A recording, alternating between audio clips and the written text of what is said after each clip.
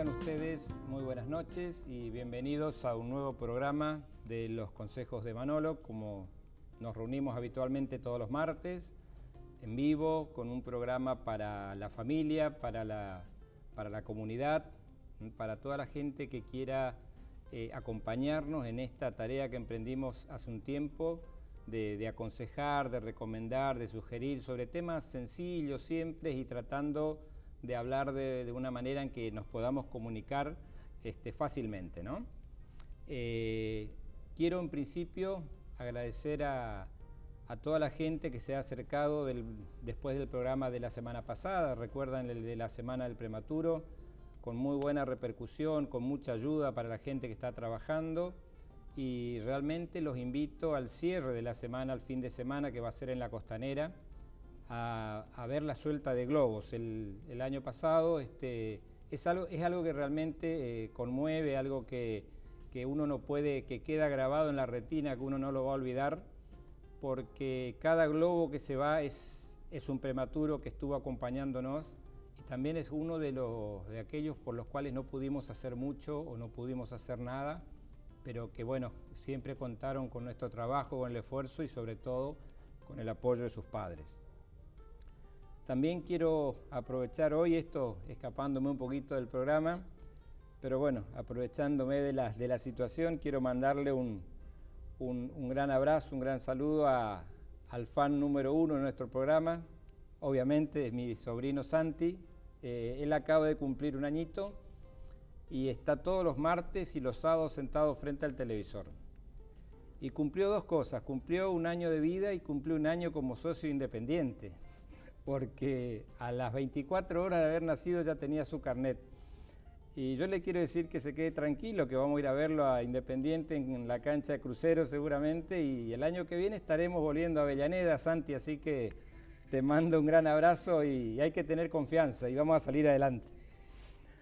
Bueno, siendo nuestro tema de hoy, como ya es habitual, vamos alternando charlas donde hablamos de enfermedades, de recomendaciones, de sugerencias, y también en algunas oportunidades podemos contar con algunos invitados. Y esto va un poco también en función de lo que ustedes nos van pidiendo a través de los mensajes que nos van mandando, que cada vez son más realmente, y yo recién le comentaba a nuestro invitado de hoy que esta tarde terminé de contestar los mensajes de toda la semana pasada, o sea que fueron bastantes, ¿no? Pero no quedó un mensaje sin contestar. Es más, ya están entrando mensajes. Hoy a pedido de ustedes, y fíjense que bueno, llegó el 21 de septiembre, que es tan esperado, llegó porque es el día de la primavera, porque es el día del estudiante, por la estudiantina, por las flores, por el día de los enamorados, por un montón de cosas. Pero también llegó otro tema, llegó el tema de las alergias, ¿no es cierto? Una época propicia para el desarrollo, para la efervescencia de todo lo que es la enfermedad o la patología alérgica. Entonces, un poco respondiendo al pedido de muchos de ustedes, yo hoy puedo contar, gracias a su buena voluntad, con la presencia de un colega, de un amigo. Les voy a presentar al doctor Marcelo Dante Strass. Él es especialista en alergia e inmunología. Es una persona muy joven, como verán, nada que ver con quien les habla, pero realmente un profesional con todas las de la ley. Él trabaja desde hace mucho tiempo con nosotros en el Sanatorio Boratti, allí desarrolla sus tareas. Lo hacía en el sanatorio y lo hacía también en Virasoro, y bueno, desde hace unos 5 años lo tenemos con nosotros. Él hizo su formación en la ciudad de Rosario, se recibió como médico en la Facultad de Medicina de Rosario, y su especialidad en inmunología, en alergia, también en la ciudad de Rosario, en el Hospital Centenario. Así es. Y él se dedica exclusivamente a esto, así que hoy es el tema alergia a libro abierto. Ustedes sabrán que alergia es un tema muy amplio. Yo no creo que nos alcance la hora del programa para hablar, porque hay alergias respiratorias, alergias de piel, alergias digestivas, alergias, en fin, hay muchas. Así que yo los invito a que empecemos a comunicarnos, a lo que ustedes quieran saber sobre alergia. Bueno, el doctor tendrá que responder, le vamos a buscar la vuelta, y si no, bueno, a través de los mensajes después nos vamos a encargar de... Pero la idea es esta, que yo le propuse al doctor tener una charla abierta, vamos a definir la alergia, vamos a definir qué es la inmunología, vamos a hablar de algunos temas y después lo que vaya saliendo. Así que gracias, Marcelo, por estar acá. No, al contrario, doctor, agradecido soy yo por la invitación. Por favor, es un gusto para nosotros porque vos sabés que este programa se hace con mucho esfuerzo, con un trabajo de un grupo de gente muy joven. Empezamos muy de a poquito, ya vamos por nuestro segundo año, vamos superando los 60, 70 programas y realmente lo importante es, ¿sabés qué es? Lo importante no es terminar el programa e irse a la casa, es encontrarse con la gente y eso lo vas a percibir, que te encuentra en la calle, que te para, te pregunta, te dice, opina, me gustó esto, no me gustó aquello. Aceptamos todas las sugerencias, así como hemos aceptado que bajemos un poco la música, que hablemos más pausado, que por ahí no usemos términos muy difíciles. Realmente estamos abiertos a nuestra gente porque sabemos que es gente que nos necesita, es gente muy humilde. Este programa lo ven gente de todos los niveles, desde la gente con un muy buen nivel socioeconómico hasta aquel que no tiene ni siquiera el mínimo acceso a la salud. A lo mejor no tiene dinero ni para llegar a la salita. Entonces tenemos que tratar de expresar todo lo que esté a nuestro alcance. Así que, Marcelo, bueno, las alergias son tuyas, yo te voy a acompañar. ¿Cómo no? Todo tuyo el programa. Bueno, podríamos comenzar hablando de que las alergias son realmente casi una epidemia del siglo XXI, ¿no es cierto? Ya desde hace unos cuantos años se han venido haciendo estudios a nivel mundial, sobre todo para tres de las patologías más prevalentes, más comunes, como pueden ser las alergias nasales, las rinitis, los resfríos alérgicos, los cuadros de asma, que digamos se caracterizan por broncoespasmos, aunque no es la única causa de broncoespasmos, y una patología emblemática también de piel que se llama dermatitis atópica, que es una conjunción de varios mecanismos alérgicos. Y bueno, eso a través de distintos estudios internacionales se ha ido evaluando que realmente en los últimos 30 años han ido aumentando, están en aumento. Cambia un poquitito la característica epidemiológica de acuerdo al lugar del mundo, pero en América Latina están en aumento. Por lo tanto, lo que uno percibe en la consulta, digamos, cotidiana, lo puede percibir un pediatra, un clínico, un otorrino, un especialista en alergia también, por supuesto, es que realmente cada vez hay más pacientes con este tipo de patologías. Las enfermedades alérgicas son básicamente una forma de reaccionar diferente, digamos, ¿no es cierto? O sea, el sistema inmunológico se prepara, podríamos decir, para combatir ciertos agentes, ciertas noxas que habitualmente, por ejemplo, uno lo relaciona muy fácilmente con las infecciones en general, digamos, pueden ser virus, bacterias, parásitos, hongos. Sin embargo, el motivo de la reacción alérgica es un alergeno, es decir, una sustancia que no es un agente infeccioso y que para el común de la gente, digamos, no genera absolutamente ningún problema. No es un virus, no es una bacteria y le llamamos alergeno. Se llama alergeno. Es la sustancia que va a producir la reacción alérgica en la persona. Claro. Por ejemplo, hablábamos de patología respiratoria. Los alérgenos más comunes en todo el mundo, pero en Argentina también, y nosotros todavía más, son los ácaros del polvo, que los ácaros son bichitos muy pequeñitos que están en colchones, almohadas, frazadas, muñecos de peluches, alfombra, todo lo que junte polvo. El famoso polvo de la habitación. Claro, en realidad, digamos, cuando se empezó a estudiar con detenimiento el polvo doméstico, a partir del fines de los 60, se empezó a ver que había un montón de partículas alergénicas en el polvo. Los ácaros son la más importante. Nosotros acá también tenemos una alta prevalencia de sensibilizaciones a alergenos de cucarachas. De cucarachas.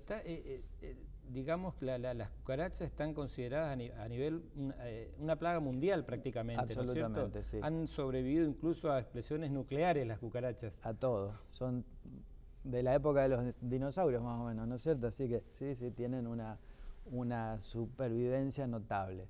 Y bueno, los ácaros justamente cuando uno los analiza desde el punto de vista molecular, digamos, cuáles son las proteínas que generan alergia, tienen más de 20, 25 alergenos, ¿no es cierto? De los cuales hay 3 o 4 que son los más, a los que la población más reacciona.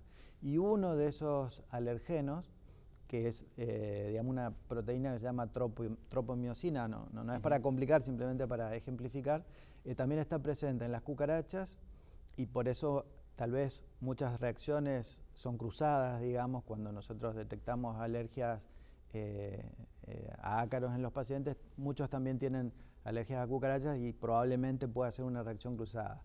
Ahora, esa proteína también está presente en ciertos parásitos intestinales, en parásitos y en ciertos alimentos como pueden ser los mariscos. Y es notable, como estamos viendo, un aumento de casos. Antes acá en nuestra región no se comía, digamos, frutos de mar, ¿no es cierto? Era muy raro, muy poco frecuente, ¿no es cierto? Es más común en localidades que viven cerca del mar, ¿no es cierto? Mar del Plata, claro. O la gente acá tiende a consumirla cuando va a Brasil, ¿no es cierto? Pero como hay una especie de universalización, ¿no es cierto?, de un montón de cosas, entre ellos de los alimentos, de las dietas, de esta famosa, qué sé yo, dieta mediterránea, tantas cosas, ¿no? Digamos, el consumo de este tipo de alimentos aumenta y, o casualidad, en nuestros pacientes que antes eran alérgicos a ácaros, también estamos encontrando que reaccionan con mariscos. Si uno realmente, a través, por lo menos en lo que vemos del punto en pediatría, ¿no? En pediatría hay una gran duda siempre sobre por qué comenzar a comer a determinada edad, por qué están prohibidos determinados alimentos, y uno escucha por ahí, bueno, sabemos que hay alimentos que son alergénicos, a lo mejor el tomate, algunos condimentos, las frutillas, pero la pregunta es la siguiente, bueno, pero ¿por qué no le vamos a dar hasta el año y medio si a lo mejor mi hijo no es alérgico? Ahora, ¿qué pasa si, por ejemplo, a un bebé que habitualmente empieza a comer a los 6 meses, el común de la gente empieza a comer, digamos, ya sea después del pecho, de los biberones, a los 6, 7 meses. Y ahí el pediatra le dice, o el alergista le dice, bueno, puede comer tal cosa, pero hasta el año no va a comer determinados alimentos. Le damos una lista así. Si ese chico no es alérgico a esos alimentos, obviamente no pasaría nada, o eso lo compromete, o va a aparecer una alergia. Por ahí hay una discusión allí. Para ser alérgico hay que tener una predisposición genética. Ajá. Ahora, eso no quiere decir que en la familia tenga que haber alérgicos sí o sí. Es decir, si digamos, no hay en la familia ningún alérgico, hay un 15% de posibilidades de un niño que nazca sin que haya ningún, si los padres no tienen nada, hay un 15%, hay un 15%. De posibilidades. Si uno de los padres es alérgico, especialmente la madre, tiene mucha influencia, ya aumenta un 30%. Y si los dos padres son, por ejemplo, asmáticos, las posibilidades son del 70% de que ese niño que nace sea alérgico. Obviamente nunca es el 100%. También tiene que ver con una cuestión, digamos, de madurez tanto del sistema digestivo como del sistema inmunológico. Ajá. ¿Qué es el sistema inmunológico? El sistema inmunológico, podríamos el doctor decir... es especialista en inmunología. Alergia e inmunología. Hay mucha gente que nos está preguntando, bueno, pero ¿qué es la inmunología? La inmunología es la parte de la medicina que se encarga del estudio de, digamos, las defensas del cuerpo. Las defensas vendrían a ser como las fuerzas armadas de un país, ¿no es cierto? Están permanentemente recorriendo todo el territorio, custodiando, controlando, donde detectan algo, actúan. Justamente las alergias se generan a partir de esas reacciones diferentes, ¿no es cierto?, del sistema inmunológico.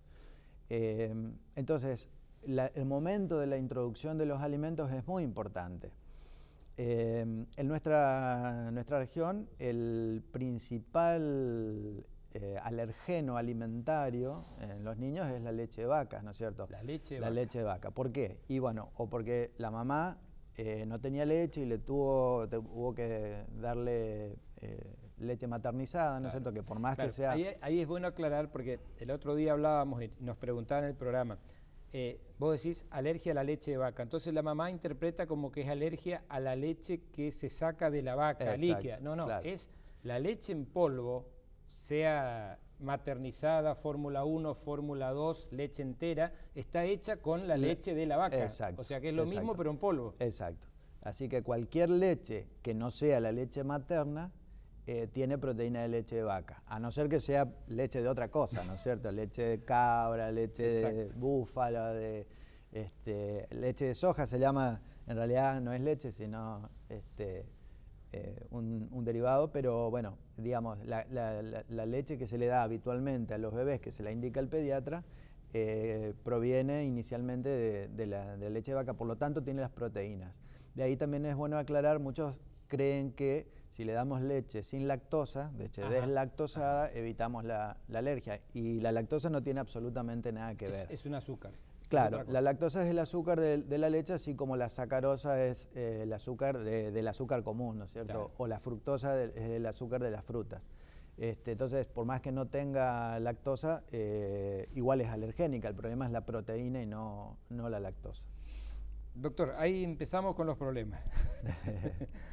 Una pregunta para el doctor, me dicen. ¿A los cuántos años se le puede hacer el test de alergia a un niño? El test de alergia. Sí, a ver, para hacer diagnósticos, ¿no es cierto?, necesitamos demostrar, estamos hablando de algunos tipos de alergia, porque, digamos, no quiero meter todo en la bolsa porque hay distintas cosas, ¿no? Pero hablamos de alergia respiratoria o de alergia alimentaria. Hay dos grandes formas de diagnosticar. Puede ser a través de estudios de laboratorio, estudios in vitro, o de pruebas cutáneas. Cada uno de los métodos tiene virtudes y desventajas. La virtud de los métodos de laboratorio es que con una sola extracción se pueden investigar varios, pero es más caro. En nuestro país, lamentablemente, hay ciertos alergenos nada más que se pueden investigar, tanto en alimentos como en alergenos inhalatorios. Para medicamentos no sirven las pruebas de laboratorio. O sea, si yo, por ejemplo, hay una pregunta que es muy clásica y que antes se hacía, yo no sé si hoy sigue vigente, por ejemplo, nos decían, yo quiero saber si soy alérgico a la penicilina. Bueno, si quiere se lo contesto dentro de un ratito y le termino de responder, porque es muy importante la pregunta. Sí. ¿Sí? ¿Puede ser? Sí, ¿cómo no? Bueno, le cierro nada más lo de las pruebas. Las pruebas en piel se pueden hacer a cualquier edad y tienen la virtud de que uno puede investigar muchísimos más alergenos de una sola vez, una prueba relativamente simple. Hoy en día, digamos, se hacen los antebrazos, no se usan las inyecciones como se hacía antes. Pero depende qué es lo que uno quiere investigar. Por ejemplo, en los niños muy chiquititos puede suceder que la reactividad de la piel sea muy baja, sobre todo para alergenos inhalatorios. Entonces, por ejemplo, nos podemos encontrar con un chico muy chiquitito, por ejemplo, menor de 3-4 años, que tal vez las pruebas cutáneas den negativas, pero el chico sea alérgico porque la reactividad es baja. Entonces recién después de un tiempo se termina de confirmar. Pero en realidad eso, digamos, la clínica, ¿no es cierto?, como nos enseñaban los maestros, es soberana. Es soberana. Y hay que guiarse por la clínica. Y a lo mejor los estudios van a tener que ir acompañando más despacio a confirmar esas sospechas que uno tiene, ¿no es cierto? Perfecto. Bien. Hay de todo, doctor. Yo creo que nos vamos a pasar el programa como... ¿Quiere que le conteste lo de la penicilina? Sí, quiero saberlo, porque es una pregunta del millón. Bueno, es fantástica. Me encanta esa pregunta, porque digamos, a nivel mundial, para hacer pruebas, así como hacemos, por ejemplo, para diagnosticar alergias respiratorias, para medicamentos hay solo 4, de las cuales la penicilina es una. La penicilina tiene 2 alergenos, digamos, que se llaman determinante mayor y menor, sin complejizar, sí. Pero digamos, la gran mayoría de los pacientes se vuelve alérgico a lo que se llama determinante mayor, pero hay algunos que al determinante menor. Entonces, cuando uno dispone de eso, lamentablemente en Argentina no hay, uno a través de una pruebita en piel puede diagnosticar. Sí. Como en Argentina no tenemos, la forma de diagnosticar en forma correcta una alergia a medicamentos es a través de lo que se llama una prueba de tolerancia o una prueba de provocación, se llama, que consiste, digamos, en empezar a administrar el medicamento gradualmente, siempre por la vía más externa posible y lo más diluida posible, e ir, progresando en cuanto a concentración y a profundidad. Entonces, hay un montón de parámetros, por supuesto, que se van controlando. Entonces, la famosa prueba, la penicilina que suelen hacer los enfermeros, sí. Es muy común que el médico le diga, bueno, le receta una penicilina benzatínica, sí. Pero hacete una prueba primero. Esa prueba que le hace el enfermero no sirve, por varias razones. Primero, la penicilina benzatínica, que se inyecta y que dura más o menos 15 días. Y que duele bastante. Claro. ¿Y por qué duele? Porque es muy irritante. Entonces, de por sí siempre se hace acompañado de se llama solvente indoloro. En realidad es un anestésico local, sí. ¿No es cierto? Sí. ¿Para qué? Para que no le duela. ¿Y por qué le duele? Porque es sumamente irritante. Entonces, hacer una prueba en piel con la penicilina benzatínica, aunque se la diluya, y 9 de cada 10 pacientes van a hacer una reacción. Van a hacer algún tipo de reacción. Pero no porque son alérgicos, es porque es irritativo. Claro. ¿Está? Es como si le hiciéramos una prueba con alcohol, seguro que le va a arder. Algo le va a arder. ¿Sí? Sí. Bueno, entonces esa prueba no sirve. Y lo otro interesante, digamos, con las alergias a medicamentos es que los especialistas muchas veces hacemos el diagnóstico con el interrogatorio. Ajá. ¿Está? A veces no hace falta llegar. Lo ponemos como claro. En todas las enfermedades que hemos hablado en el programa, el diagnóstico, el 80% está en un buen interrogatorio, en preguntar bien. Exactamente. Por ejemplo, hoy en día la alergia más común, o más que alergia, porque habría que ampliar el término, digamos, las drogas que más comúnmente generan reacciones son los antiinflamatorios que se llaman no esteroides, le llamamos AINES, ¿no es cierto? Eso es algo que yo quería escuchar, porque a veces entran las mamás, ¿no es cierto?, al consultorio y dicen, mi hijo es alérgico a los AINES. Y te explicaron qué son los AINES, sí, son los medicamentos que se usan para la fiebre. Claro. O sea, ahora, cuando un chico es alérgico a un elemento, a un antifebril, sí. ¿Es alérgico a todos? ¿Es susceptible? Bueno, ahí para responderle eso me gustaría aclarar 2 cuestiones, digamos. Antiinflamatorios se llama 2 grandes grupos. Los corticoides, sí. Que solamente desinflaman, pero no calman el dolor ni bajan la fiebre, y los que se llaman AINES, que sería antiinflamatorio no esteroideo, es una sigla, que en ese ejemplo tenemos la aspirina, la dipirona, el ibuprofeno, el paracetamol, el diclofenac, etcétera, etcétera, etcétera, hay muchísimos. Esos, en general, todos comparten la particularidad de que son antiinflamatorios, calman el dolor y desinflaman, algunos más que otros, algunos se usan más para una cosa que para otra, pero más o menos comparten la misma característica. Entonces, hay 2 tipos de reacciones, hoy en día se llaman reacciones de hipersensibilidad, es decir, pacientes que hacen una reacción, entre comillas, alérgica, pero a su vez hay 2 grupos, digamos. Los pacientes que generan IgE específica, sí. ¿No es cierto?, sí. Que es el anticuerpo de la alergia, esos pacientes, no importa la cantidad, sino que bastaría. El ejemplo sería, no hace falta tomar una aspirina, sino que tal vez con una aspirineta alcanza para provocar una reacción cuando el paciente es alérgico a la aspirina. ¿Sí? Y ese paciente que es alérgico a la aspirina va a hacer reacción solamente con la aspirina y va a tolerar los otros antiinflamatorios. Ahora, lamentablemente, esa no es la alergia más común. La más común es otra que se llama, tiene distintos nombres, pero se llama pseudoalergia, pseudoanafilaxia, no mediada por IgE, que es una particularidad, digamos, donde hay un defecto genético en la enzima que inhibe el antiinflamatorio.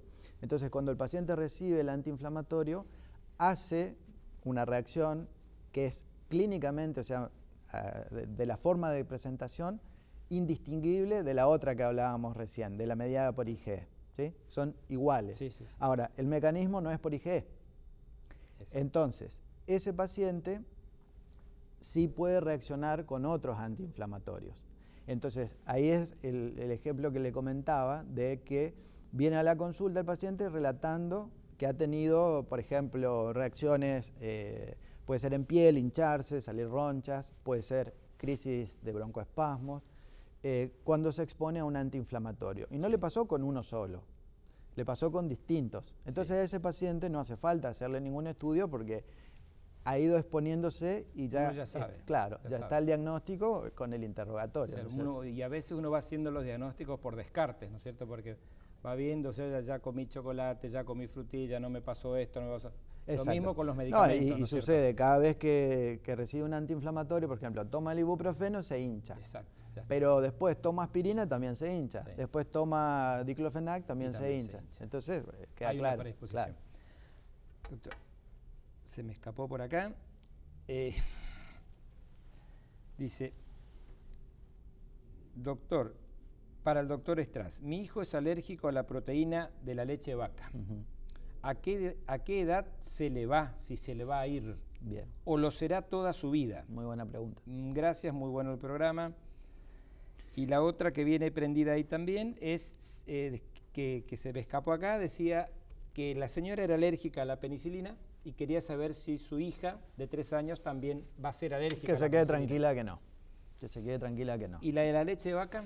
La leche de vaca es interesante, la alergia, porque por suerte la gran mayoría de los niños, si evitan totalmente, o sea, tienen que hacer una dieta de exclusión sumamente estricta, por un determinado tiempo, que puede ir de 1 a 3 años, sí pueden perder esa sensibilización. Eso también tiene que ver con lo que hablábamos antes del aumento de la prevalencia de todas las alergias. Sí. Lamentablemente se está observando en los últimos años que muchos de estos pacientes que antes perdían esa alergia a la leche de vaca, la pueden conservar, pero por suerte no son la mayoría. Bien. Bueno, perfecto, Marcelo. Se nos fue la mitad del programa, así como... y recién estamos entrando en calor. Recién estamos calentando la lengua. Bueno, te digo que hay infinidad de preguntas, hay muchas muy interesantes que vamos a tratar de responder. ¿Cómo no? Así que yo les propongo un corte brevísimo y en pocos minutos seguimos con el doctor Marcelo Estraz, especialista en inmunología y alergia, y dispuesto a responder todas las preguntas y que son más que interesantes. Así que gracias por estar ahí, por llamar y por comunicarse. No se vayan, que en 2 minutos estamos de vuelta. Gracias.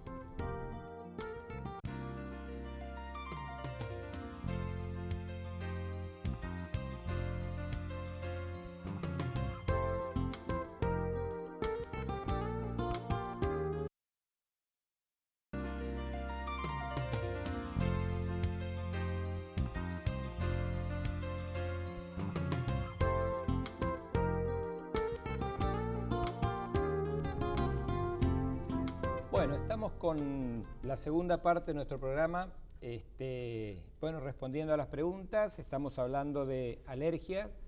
El doctor Marcelo Estraz es quien nos acompaña y recibiendo infinidad de mensajes sobre el tema de muy variada índole, porque las alergias son infinitas, ¿no es cierto? No nos va a alcanzar, como yo le decía al doctor, para hablar ni siquiera otro programa, pero bueno, vamos a tratar de rescatar sobre todo hablar sobre las preguntas que nos están enviando. También le quiero decir a Pedro y Olinda de Oberá que nos mandaron una sugerencia sobre la producción, sobre el logo y la imagen, el amarillo y el blanco. Sí, lo vamos a tomar en cuenta, lo vamos a tener en cuenta, porque es algo que, bueno, nos va a ayudar seguramente a mejorar, así que gracias por la ayuda, ¿no? Acá en la pausa hablaba con el doctor recién y había ingresado una pregunta que decía algo referente a la mezcla de penicilina con ibuprofeno. Aparentemente, cuando tomaba esos dos medicamentos, su hija se brotaba. Correcto. Sí, yo le comentaba que hoy en día las reacciones con los antiinflamatorios, con los AINES, en los cuales está el ibuprofeno, el paracetamol, por suerte la mayoría de los pacientes tolera, pero hay algunos que inclusive reaccionan con paracetamol, con aspirina. Digamos, entre comillas, las alergias a los antiinflamatorios han desplazado a las alergias a los antibióticos. Y eso es mucho decir. Es mucho decir. Hace muchos años las alergias a las penicilinas eran por lejos la más frecuente. Hoy no. Entonces, ¿qué pasa? Las alergias a los AINES, a los antiinflamatorios, aparecen a cualquier edad. Siempre tienen que haberse expuesto primero. Entonces, muchas veces el diagnóstico llega después de mucho tiempo, pero cuando empezamos a indagar retrospectivamente, resulta que el paciente ya reaccionaba cuando era muy niño. Ya tenía esas de bebé o de sí. chico, ¿no? Y muchas veces se lo caratulaba mal como alérgico a la penicilina. ¿Por qué? Porque generalmente, por ejemplo, el chico hace una angina, ¿no es cierto?, un dolor de garganta con fiebre, entonces se le da el antibiótico y el antiinflamatorio o el analgésico para el dolor de garganta y la fiebre, sí, ¿no es cierto? Sí. Entonces hace la reacción y se le echa la culpa a la penicilina. Entonces, digamos, a esos pacientes después hay que demostrarles que no es nada fácil, que no son alérgicos a la penicilina en realidad. Claro, porque uno tiende a ponerle un rótulo. Yo te voy a contar una experiencia como que me pasa todos los días en el consultorio y que es vos sabés como médico que el 80 al 90% de las patologías son virósicas. Exactamente. Y entonces por ahí un chico hace fiebre, viene a la consulta, tiene la garganta roja, se le diagnostica una angina y bueno, uno le da un antibiótico, podemos decir, por ejemplo, amoxicilina. Correcto. Que es un derivado de la penicilina. Correcto. Y resulta que a las 48 horas de golpe, súbitamente, el chico deja de hacer fiebre, se brota todo, mejora espectacularmente, pero le queda ese brote. Correcto. Y la interpretación muchas veces es, ¿qué pasó? ¿Es la misma enfermedad que generó ese cuadro o es una alergia al antibiótico? El problema es que si asumimos que es una alergia al antibiótico, ya le estamos poniendo ese rótulo para siempre de que es alérgico a... Ese rótulo es lamentablemente como un sello que se le pone en la frente, que es muy difícil, o sea, el decirle a un paciente que es alérgico implica toda una carga emocional muy fuerte. Sí, me imagino. Sí. Que muchas veces, digamos, un médico que no es especialista en alergia puede apresurarse a dar ese diagnóstico, o a veces los mismos padres pueden pensar que es una reacción alérgica y después es muy difícil de sacarle ese rótulo, ¿no es cierto?, a ese paciente. Y lo que usted dice es por lejos lo más común, o sea, las reacciones que se generan en realidad son debidas al proceso infeccioso, que generalmente es una virosis, y no al medicamento, y menos a la penicilina. Totalmente de acuerdo.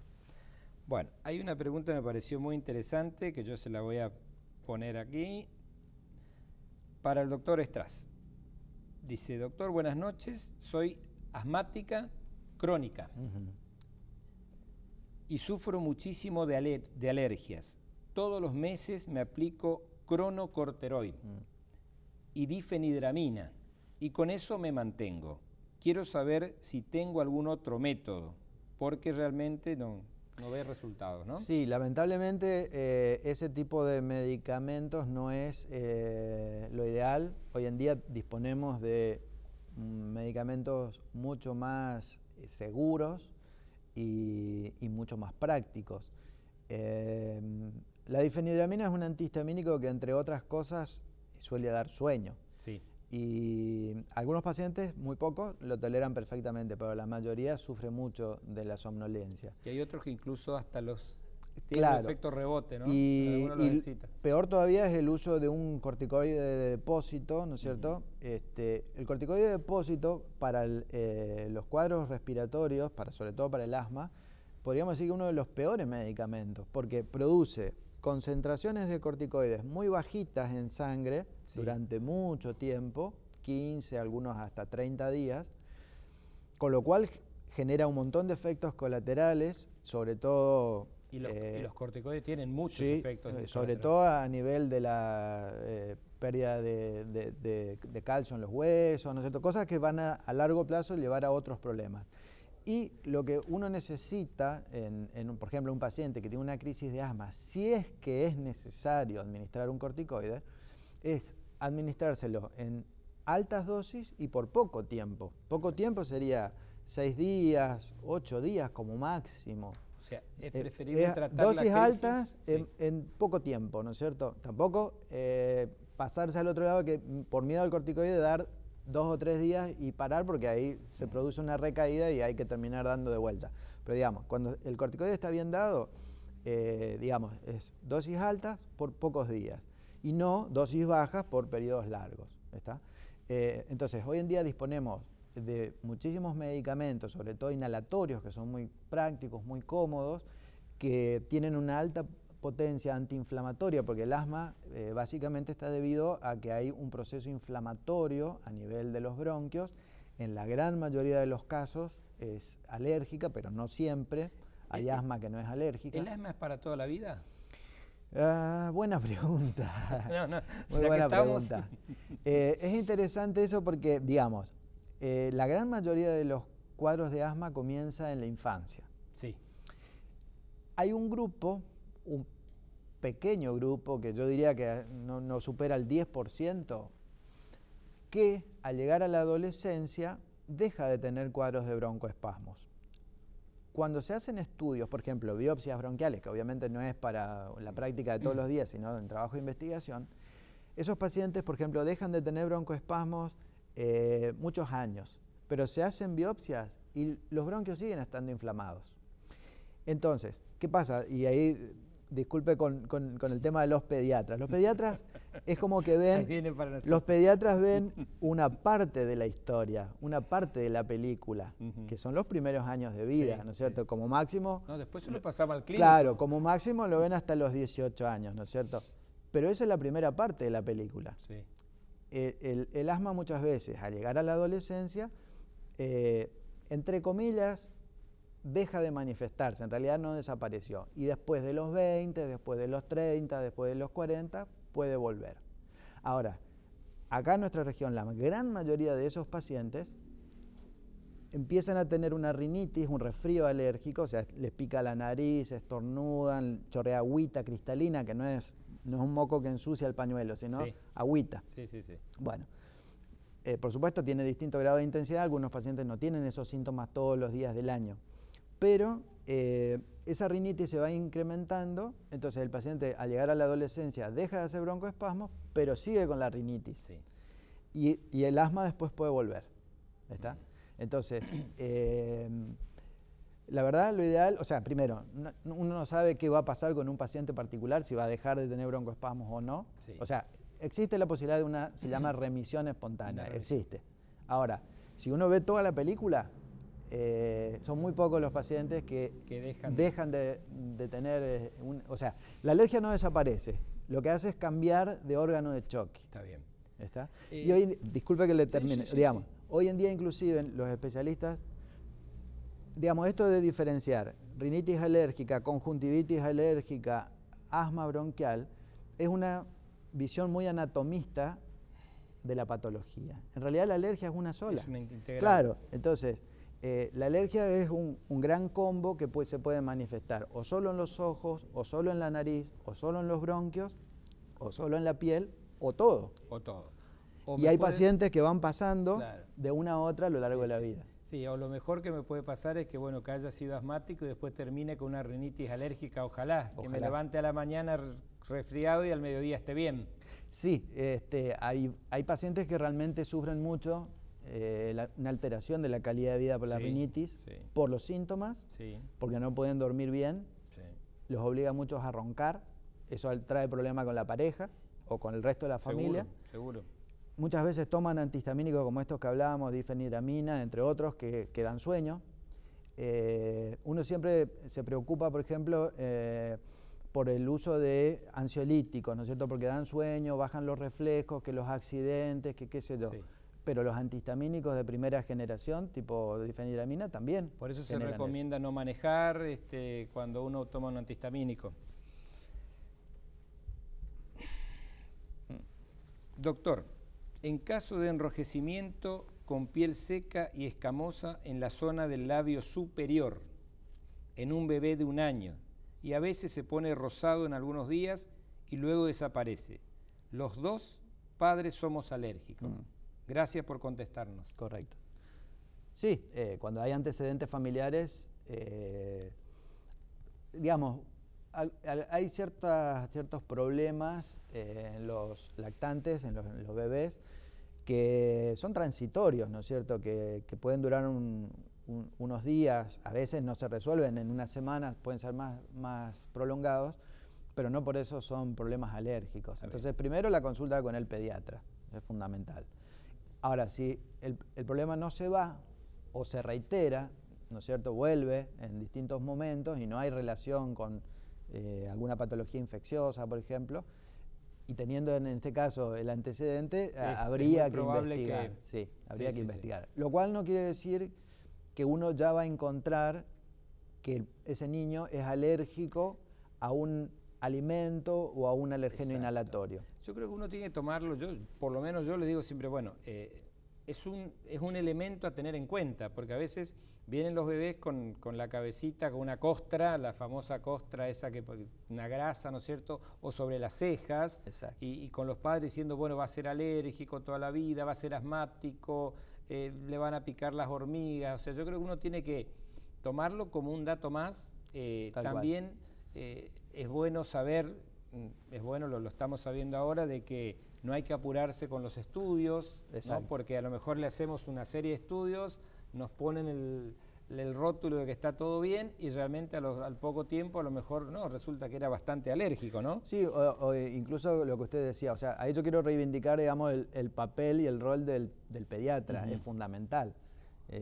O sea, el pediatra es el que le guía a los padres acerca de cuándo introducir los alimentos, y hay que hacerle caso al pediatra, qué alimentos no se introducen antes del año de edad, qué alimentos a lo mejor recién a los 2 años, cuándo vale la pena hacer la consulta con el especialista en alergia o con el dermatólogo o con el otorrino, ¿no es cierto?, por problemas de amígdalas, de adenoides.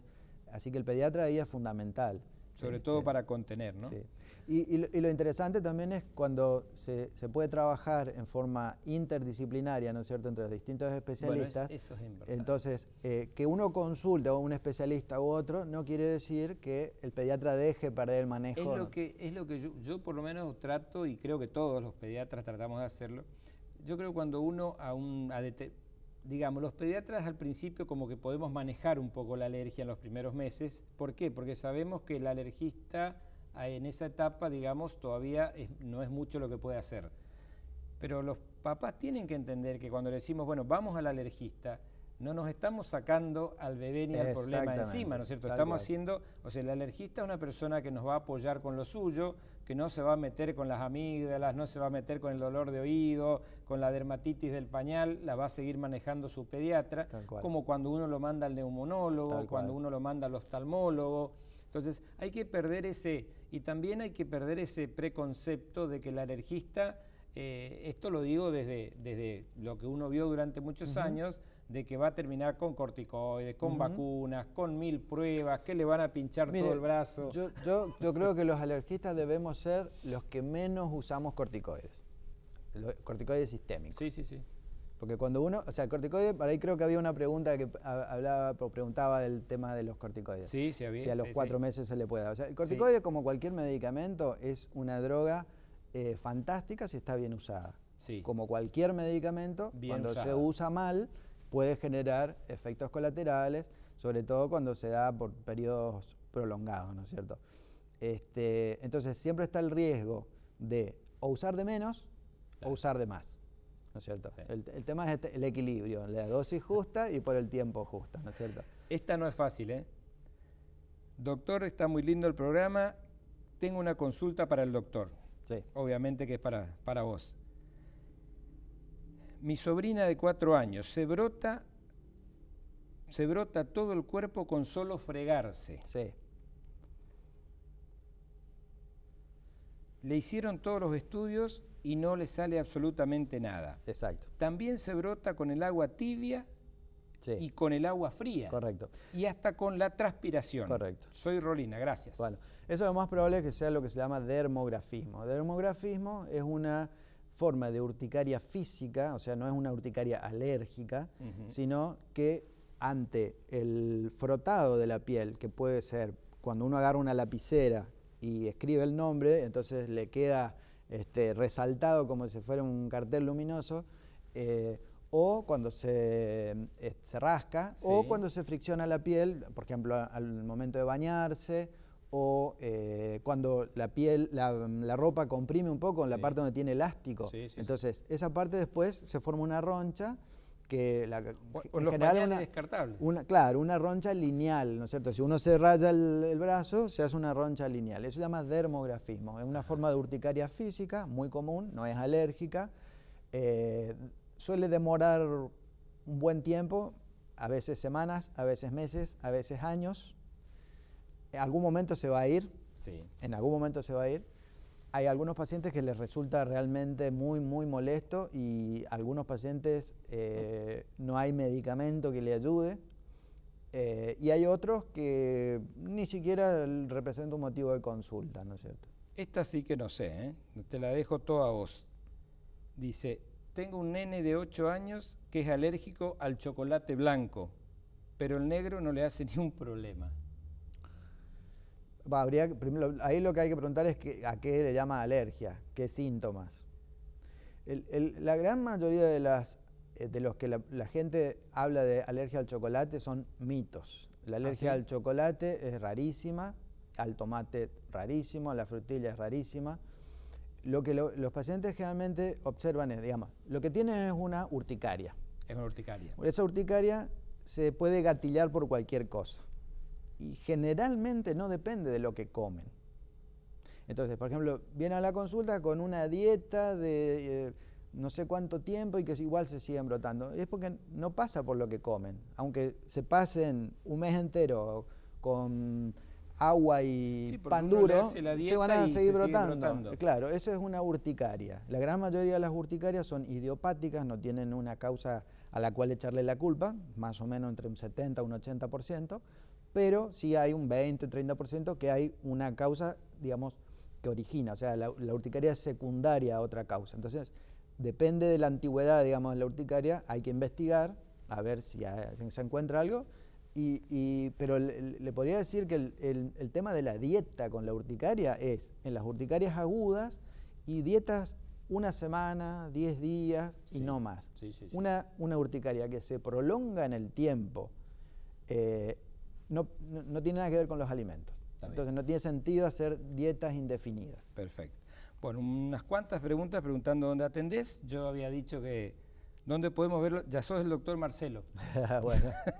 El doctor atiende en el Sanatorio Boratti, es el alergista, es el encargado de todo lo que es alergia en el Sanatorio Boratti, a disposición de ustedes, por supuesto. Y de lo que estuviste hablando, dice... Mi hija hace lo que se llama urticaria gigante. ¿Qué diferencia hay con la urticaria común? Urticaria gigante. Urticaria gigante también se denomina el angioedema, es decir, el mecanismo es muy, muy parecido. O sea, en las capas superficiales de la piel, cuando se generan las ronchitas, sí, eso pica. Sí. Las ronchas pueden tener distintos tamaños, pueden ser de milímetros a centímetros cada vez más grandes. Cuando crecen y confluyen, terminan generando la urticaria gigante o también se llama angioedema. O sea, el angioedema es, se hincha, claro, el paciente se hincha, claro, porque se puede hinchar los labios, se puede hinchar los párpados, se puede hinchar las manos, los pies. Generalmente el angioedema no pica. Entonces, la urticaria se produce en las capas más superficiales. Sí. Entonces, como están las capas más superficiales, pica. Perfecto. Cuando se produce en las capas más profundas, se genera el angioedema, que se hincha y no pica. Pero el mecanismo es el mismo y generalmente están muy relacionados. ¿Viste que te dije, Marcelo? Se nos fue el programa. Nos queda un minuto para que nos des 2 o 3 recomendaciones con respecto a esta estación particular que comenzamos, que es la primavera. Sí. 3 o 4 recomendaciones para los chicos, de qué se cuidan, básicamente. Bueno, básicamente, digamos, esta es una época en la cual se conjugan varias cosas. Los cambios bruscos de temperatura que generan, son un gatillante muy importante para los pacientes alérgicos, las infecciones respiratorias. Entonces, digamos, se conjugan varios alergenos, los pólenes, los ácaros, en fin, de todo un poco. Una época del año muy, digamos, de mucho movimiento. Sí. La mayoría de la gente está muy ocupada, estresada. Los chicos, en algunas escuelas, el comienzo del tercer bimestre suele ser uno de los más complicados. Sí. O sea, para todos. Para todos. Hay un montón de factores. El estrés es muy importante, gatillante también. El estrés de la estudiantina, sobre todo. El enfriamiento, en fin, varias cosas. Sí, bueno, Marcelo, lamentablemente, como te digo, nos quedaron... Yo voy a pasarte las preguntas, vos podrás contestarlas cuando quieras y las que me corresponden a mí las haré yo. Sí, ni un problema. Te quiero agradecer realmente porque... agradecido soy yo lo pasé muy bien, no sé vos, pero... buenísimo. Y la gente creo que bien porque hay muchísimas respuestas y muchos saludos, que yo los saludo, los obvio, porque me interesa sobre todo que la gente que tenga un interés, digamos... Así que te agradezco infinitamente por formar parte de nuestro grupo, que como verás son todos chicos jóvenes, piolas, y que te hacemos este trabajo con mucho esfuerzo. Dios mediante estaremos el martes que viene. Este programa está claro que se repite, si querés verte el sábado a la 1 de la tarde, a ver cómo estuviste. ¿Cómo no? Y nosotros nos vemos el martes de la semana que viene con un tema de interés general, como siempre, por la salud de nuestros niños, por la prevención, por la felicidad de ellos. En los consejos de Manolo, en el Canal 2, el canal de todos. Gracias, como siempre, y hasta la semana que viene.